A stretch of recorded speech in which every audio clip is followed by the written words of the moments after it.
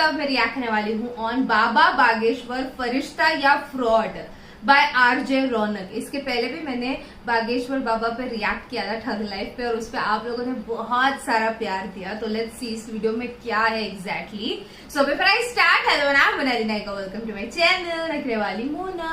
और अगर आपने मुझे अभी तक सब्सक्राइब नहीं किया होगा तो please to subscribe my channel. So let's go. Bageshwar Baba दरबार में तकरीबन 10 लाख से ज्यादा लोग पहुंचे। बिहार में बाबा बागेश्वर का दरबार सजा है। बाबा फुल फॉर्म में है। बाबा बागेश्वर मतलब धीरेन्द्र शास्त्री एक ऐसे नौजवान जिसने आज पूरे हिंदू समाज में हलचल मचा रखी है। उन्हें सुनने वालों की तादाद आज करोड़ों में पहुंच चुकी है। वो जहां जाते हैं वहां लाखों की भीड़ इकट्ठा हो जाती है। वो पटना आए तो वहां 10 किलोमीटर लंबा जाम लग गया। इस सड़क पर जाम देखिए आप, 10 किलोमीटर लंबा ये पूरा जाम है। पटना से शुरू होकर ये आगे नौबतपुर का रास्ता है जहां पर बाबा की हनुमंत कथा जो है वो चल रही है। 4 लाख से ज्यादा लोग उनके पंडाल में पहुंच गए। बिहार ही नहीं, छत्तीसगढ़, झारखंड, आंध्र प्रदेश और यहां तक कि नेपाल तक से लोग उनकी एक झलक पाने के लिए पटना के नौबतपुर पहुंच गए। हालत ये हुई कि उन्हें खुद अपील करनी पड़ी कि भैया कृपया टीवी पर ही प्रवचन सुने। इसे आप यूं समझें कि एक कॉमेडियन 2 महीने पहले अपने शो के बारे में लोगों को बताता है तो भी 500 लोगों का ऑडिटोरियम नहीं भर पाता। इंटरनेशनल क्रिकेट मैच में जहां इतने बड़े बड़े स्टार प्लेयर्स होते हैं वहां 20-25 हजार से ज्यादा लोग नहीं आ पाते।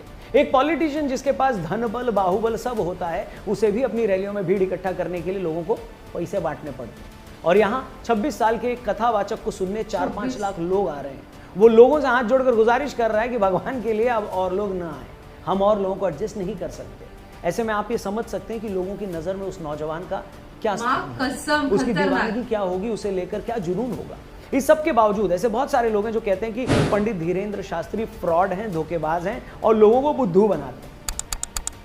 तो आज के फनतंत्र के इस वीडियो में हम इसी मुद्दे पर बात करेंगे कि क्या बागेश्वर धाम वाले धीरेन्द्र शास्त्री कोई दिव्य गुरु हैं, पहुंचे हुए संत हैं या एक फ्रॉड जैसा कि कुछ लोग कह रहे हैं। वीडियो ध्यान से देखिएगा, पसंद आए तो अपने दोस्तों से भी इसे जरूर शेयर करिएगा। शुरू करते हैं। नमस्कार दोस्तों, जय हिंद। मैं हूं रौनक। फनतंत्र में आपका स्वागत है। कुछ रोज पहले मेरे सामने बाबा बागेश्वर के नाम से मशहूर धीरेन्द्र शास्त्री जी का एक वीडियो आया। ये वीडियो उनके इंग्लैंड दौरे का था जिसमें भीड़ में से एक महिला उनके पास आती है। महिला चेहरे से काफी उदास दिख रही है। वो बताती है कि वो अपने 8 साल के बच्चे को लेकर काफी परेशान है। बच्चा ऑटिज्म से पीड़ित है, ठीक से बोल नहीं पाता। अभी महिला बच्चे के बारे में इतना ही बता पाती है कि धीरेन्द्र शास्त्री पहले से ही पर्चे पर लिखे वो सारे सवाल दिखा देते हैं जो वो महिला पूछने वाली थी। क्या नाम है बालक का? अगमवीर। अच्छा, पढ़ो। बालक बहुत चंचल है, जन्मजात दिक्कत है, हैरान करता, बात नहीं मानता है। बराबर। वो ये भी बताते हैं कि महिला के पति का कारोबार ठप हो चुका है। वो कोई नया बिजनेस शुरू करना चाह रहे हैं मगर समझ नहीं पा रहे कि क्या करें और किस तरह उन्हें बिजनेस में किसी ने धोखा दिया था। ये सब सुनकर महिला रोने लगती है। उसे लगता है कि उसने साक्षात ईश्वर के दर्शन कर लिए। बिजनेस बंद हो चुका है, जिसकी अर्जी लेकर के आप आई हैं, बालक कंट्रोल हो जाएगा। बात यहां भी रुक जाती तो शायद मैं उतना हैरान ना होता, क्योंकि दुनिया में बहुत सारे मेंटलिस्ट हैं जो सामने वाले का चेहरा, उनकी आंखें देखकर बता देते हैं कि वो क्या सोच रहे हैं। मगर इसके बाद जब धीरेन्द्र शास्त्री ने ये बताया कि आपके पति भी साथ आए हुए हैं मगर इस वक्त वो हॉल के बाहर आपके बच्चे को संभाल रहे हैं, तो ये सुनकर मेरे भी होश हो गए। आए भी हैं जी, बाहर खड़े हैं, बच्चा लिए जी, जी, एक छोटा बच्चा लिए खड़े हैं, देख लिया। जी जी ना।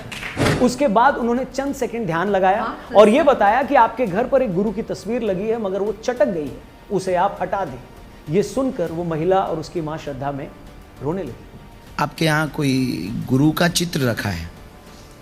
जी जी जी रखा है। वो चटक गया है, चटक गया है जी, उसको अलग कर देना। अच्छा जी जी, पर पड़ा है जी जी। अच्छा, हम सब जानते हैं कि ऐसे कई बाबा हैं इस देश में जो इस तरह के स्टेज चीजें करके लोगों को मूर्ख बनाते हैं, खुद में जादुई शक्तियां होने का दावा करते हैं। मगर जब मैंने धीरेन्द्र शास्त्री का ये वीडियो देखा, उसमें उस महिला के आंसू देखे, उस महिला की मां का रोना देखा, तो कहीं से ये नहीं लगा कि ये सब स्टेज है।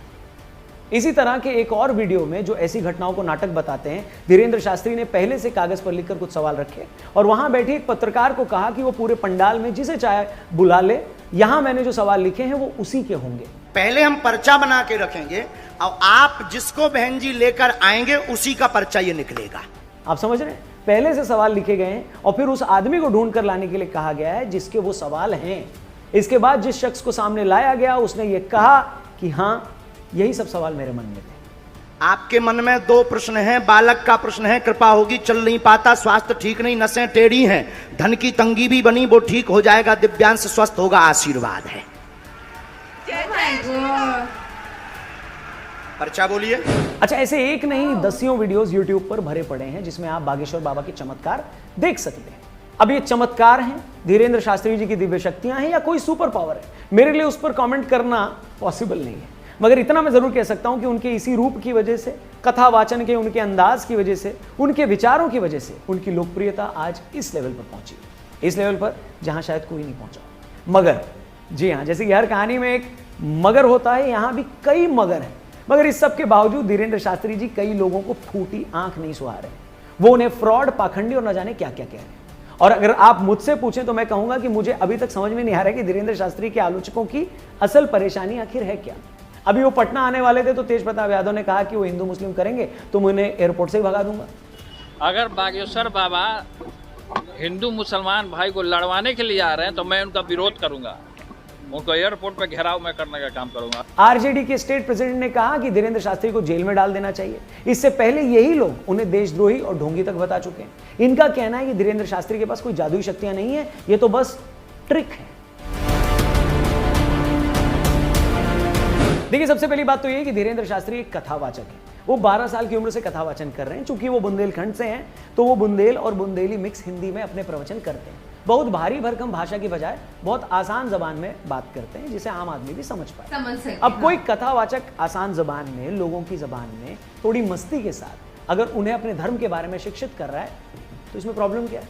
अब हर आदमी तो प्रकांड पंडित होता नहीं ना, बहुत से लोग तो बेचारे पढ़े लिखे नहीं होते।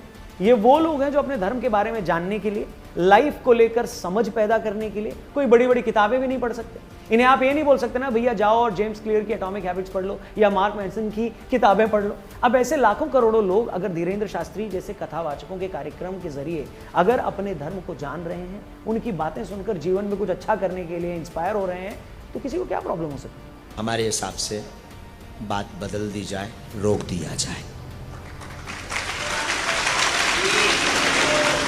इन लाखों करोड़ों लोगों में से कई ऐसे भी लोग हैं जो इस तरह के भागवत कार्यक्रमों में आकर मुफ्त का लंगर भी खाते हैं, वहां कुछ घंटे ठहर पाते हैं। ये वो लोग हैं जो जीवन में बदलाव के लिए, कुछ नयापन लाने के लिए हजारों रुपए खर्च करके कहीं घूमने नहीं जा सकते। अब ऐसे लोग अगर धीरेन्द्र शास्त्री या उन जैसे किसी कथावाचक के कार्यक्रम में जाकर पॉजिटिव महसूस करते हैं, मुफ्त भोजन करते हैं, नए लोगों से मिलते हैं, तो इसमें बुराई क्या है भाई।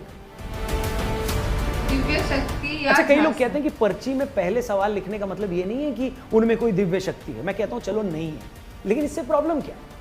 मतलब बात तो ये है ना कि जो आदमी उनसे सवाल पूछने आया है उसको कोई सोल्यूशन वो बता रहे हैं या नहीं। अगर सवाल पूछने वाला धीरेन्द्र शास्त्री के जवाब से संतुष्ट है और उनकी बात मानकर अगर उसका लाइफ चेंज हो रही है, उसका जीवन बदल रहा है, उसे जिंदगी में कुछ नई प्रेरणा मिल रही है, तो फिर किसी को इस बात से क्या मतलब है कि धीरेन्द्र शास्त्री ने उसके मन की बात कैसे जानी। रांडा बर्न की बेस्ट सेलर किताब सीक्रेट में एक बात बार बार दोहराई गई है और वो है फेथ यानी भरोसा। किताब में बार बार कहा गया है कि जो आप चाहते हैं उस पर भरोसा रखिए, विजुलाइज करें कि वो आपको मिल गया है, ऐसा मानकर मेहनत कीजिए और एक दिन वो आपको मिल भी जाएगा। ये बात तब भी लागू होती है जब हम किसी डॉक्टर के पास जाते हैं। हमें भरोसा होता है कि डॉक्टर के पास आ गए हैं तो ये मुझे ठीक ही कर देंगे। और जब आप किसी धार्मिक व्यक्ति से मिलते हैं तब भी यही भरोसा सबसे ऊपर होता है। ये जो पर्चा है, हमने उनको कुछ भी नहीं बताया है, उन्होंने सब कुछ खुद ही लिखा है। उन्होंने ये लिखा हुआ है कि आपके हस्बैंड का काम पूरा होगा ही। विश्वास है आपको? विश्वास है, डेफिनेट। अगर धीरेन्द्र शास्त्री किसी के मन की बात जानकर उसे पहले लिख लेते हैं और फिर उस शख्स को दिखाते हैं कि देखो मैंने पहले ही लिख लिया था, तो ऐसा करके वो उस इंसान का भरोसा ही तो जीतते हैं और वो इंसान भी उन पर भरोसा करता है। और इसी भरोसे को रखकर जब वो उनके बताए गए उपायों पर अमल करता है तब उसे रिजल्ट भी मिलता है। और रिजल्ट मिलता है, लोगों को मिल भी रहा है, तभी तो हर दिन उनको मानने वालों की तादाद लाखों में बढ़ती जा रही है। वरना तो मोहल्ले में एक परचून की दुकान भी ठीक से अगर सामान न देना तो एक आध बार के बाद तो लोग भी वहां जाना बंद कर देते हैं। यहां तो हम फिर भी एक चमत्कारिक शख्स की बात कर रहे हैं। सच कहूं तो असल मुद्दा ये है ही नहीं। इस बात से कोई लेना देना ही नहीं है कि धीरेन्द्र शास्त्री दिव्य पुरुष हैं या कौन में। दिक्कत है उनकी पॉपुलैरिटी। दिक्कत है कि सनातन धर्म की बात करने वाला इतनी तेजी से ऊपर उठ गया। बहुत अफसोस के साथ ये कहना पड़ रहा है कि इस देश और देश के बाहर एक ऐसी लॉबी है जो हर उस आदमी को बदनाम करना चाहती है जो सनातन की बात करता है। ये वो लोग हैं जिन्हें लगता है कि अगर हिंदू धर्मगुरु कथावाचक को बदनाम करोगे, उनकी क्रेडिबिलिटी को खराब करोगे, तो हिंदू धर्म अपने आप ही बदनाम हो जाएगा। वरना क्या जादू टोने के नाम पर लोगों को मूर्ख बनाने वालों की कमी है। और किस धर्म से ऐसे फ्रॉड लोग नहीं हैं? अब ऐसे टोटकों से शर्तिया इलाज करने वालों के अखबारों में विज्ञापन पढ़ लीजिएगा, उन अखबारों में उन लोगों के नाम भी पढ़ लीजिएगा और फिर पता चल जाएगा कि सबसे ज्यादा कौन ये काम कर रहा है। मगर जैसा कि मैंने कहा, इन लोगों को किसी धार्मिक आदमी के फ्रॉड और ढोंगी होने से कोई लेना देना नहीं है। इनकी तकलीफ तो बस सनातन की बात करने वाले एक यंग हिंदू की जबरदस्त पॉपुलैरिटी से है, ऐसी लोकप्रियता जो हाल के सालों में किसी को नहीं। देखिए, ये भी सच है कि बहुत सारे लोग धर्म की आड़ में गलत काम करते पाए गए हैं। इनमें बाकी धर्मों के साथ कई हिंदू बाबा भी रहे हैं। मगर यह भी सच है कि अगर ऐसे 2, 4, 5, 6 लोग हुए भी हैं तो इसका मतलब ये नहीं है ना कि जो भी धर्मगुरु या कथावाचक धर्म प्रचार कर रहा है वो फ्रॉड ही है। जनता की खुद की अपनी एक अंडरस्टैंडिंग होती है और ऐसे लोगों से जुड़े उनके खुद के एक्सपीरियंसेस होते हैं, निजी अनुभव, और लोगों के लिए हर बात से ऊपर होता है उनका निजी अनुभव, उनका खुद का एक्सपीरियंस। मगर जैसा कि मैंने कहा, कुछ लोगों को इससे कोई लेना देना नहीं। उन लोगों के लिए हर हिंदू संत फ्रॉड है, उनके लिए धीरेन्द्र शास्त्री भी धोखेबाज है, उनके लिए गुरुदेव श्री श्री रविशंकर जी भी नकली हैं, और सदगुरु के खिलाफ एजेंडा चलाना तो इन लोगों का फेवरेट टाइम पास है। इसलिए ऐसे लोगों पर ध्यान मत दीजिए। तो देखिए, भरोसा तो अगले पल का नहीं होता, गारंटी तो हम अपनी खुद की नहीं ले सकते कि कल क्या करने वाले, लेकिन यह भी सच है कि दुनिया तो चलती भरोसे पर ही है। तो आप भी भरोसा रखिए, इंसान को नहीं, उसकी बात को पकड़िए। बात अगर धर्म की है, समझ में आ रही है, तो फौरन लाइफ में इंप्लीमेंट करिए, उसे उतार लीजिए जीवन में। बात कहने वाला अगर कल को गलत भी साबित हो जाए, लेकिन आपने उसकी कही बात अगर पकड़ ली और उससे कुछ सीख लिया, तो जो एक्सपीरियंस होगा ना, वो आपसे कोई नहीं छीन पाएगा। और यही सबसे बड़ी बात है, यही इकलौती बात है। फिलहाल आज के फनतंत्र में इतना ही। ये वीडियो, ये बात अगर आपको सही लगी हो तो इसे अपने दोस्तों से और अपने जानने वालों से जरूर शेयर करिएगा और हमारे चैनल को भी जरूर सब्सक्राइब करिएगा। मिलते हैं यहाँ पर एक और जबरदस्त फनतंत्र के एपिसोड के साथ। तब तक अपना ख्याल रखिए। नमस्कार, जय हिंद। तो जितना हो सके इस वीडियो को लाइक, कमेंट, शेयर करना, क्योंकि आपके रिस्पांस पे ही मैं दूसरा धीरेन्द्र शास्त्री जी के वीडियो पे रिएक्ट करूंगी, क्योंकि मैंने इनके ठग लाइफ पे रिएक्ट किया था और आपका बहुत अच्छा रिस्पांस था उस पे। तो आपने कहा था कि और पार्ट लेके आओ, और पार्ट लेके आओ, इतना प्यार बरसाया, तो इसलिए मैं सोची क्या रिएक्ट करूं। मैंने जस्ट यूं ही सर्च किया और मुझे ये वीडियो दिखा। ओके, तो अगर बात करूं, यस, पॉपुलैरिटी इतनी हो गई है उनकी, यार 10 किलोमीटर तक जाम हो गया, 5-5 लाख 10-10 लाख लोग मिलने आते हैं, वहां पे बैठते हैं, ज्ञान लेते हैं अपने धर्म के बारे में, राइट। तो ये बहुत बड़ी बात हुई। एंड विद पॉपुलैरिटी बहुत बड़ी बड़ी चीजें भी आती है, आपके पीछे बहुत सारे लोग लग जाते हैं, फिर कोई जेल में डालने की कोशिश करेगा, कोई बैन करने की कोशिश करेगा, कोई ये प्रूव करने की कोशिश करेगा कि ये तो फ्रॉड है, एंड बहुत सारी चीजें आएगी। आप इतनी सी गलती करो तो लोग उसको इतना बड़ा करके आपके ऊपर कूद सकते हैं, तो बहुत सी चीजें आएंगी इसके साथ साथ। But one good thing is, ऐसे गुरु जो अपने धर्म के बारे में एक नॉलेज फैलाना चाहते हैं, लोगों को अवेकन करना चाहते हैं, यूथ को मोटिवेट करना चाहते हैं, एक ऐसे यूथ जो दूसरे मतलब बाकी जनरेशन को, पूरे जनरेशन को एक सही रास्ते पे लेके आ सकते हैं, राइट। क्योंकि सब तो भटके हुए होते, तो सही रास्ते पे लाना ये बहुत बड़ी बात है। वैसे देखा जाए तो कितने लोगों को अपने अपने रिलीजन के बारे में नॉलेज भी नहीं होगी, तो इनको सुनना एक ऐसी चीज है जिससे हमको एक बहुत सारे हमारे सवालों के जवाब हमको मिल सकते हैं। बहुत ज्यादा हमारे दिमाग में सवाल घूमते होंगे, उसके जवाब हमको मिल सकते हैं। तो ऐसे गुरुओं को क्यों बैन करना या क्यों उनके पीछे पड़ जाना, राइट। तो यस, वीडियो बड़ा ही मतलब जिस तरीके से एक्सप्लेन किया आरजे रौनक ने, मैंने पिछले भी जितने वीडियोस पे रिएक्ट किया है आरजे रौनक के, मैं एक बात बोलना चाहती हूँ, वो जिस तरीके से एक्सप्लेन करते हैं पॉइंट को, वो इतना क्लियर और इतना अच्छा होता है कि लाइक हम क्लियर हो जाते हैं माइंड में कि क्या बोलना चाहते हैं ये, राइट। मैंने जितना देखा उनका केरला स्टोरी से रिलेटेड वीडियो था या जो कुछ भी, इट वॉज टू गुड। तो ये मेरा रिएक्शन ऑन बाबा बागेश्वर फरिश्ता या फ्रॉड बाय आरजे रौनक। आपको और भी ऐसे वीडियोस देखने हैं तो प्लीज इस वीडियो को ज्यादा लाइक करो गाइस, ज्यादा शेयर करो, क्योंकि आपके व्यूज पे ही मुझे पता चलता है मेरे ऑडियंस को क्या देखना पसंद है क्या नहीं। तो प्लीज बाकी परत नहीं आले। बाय।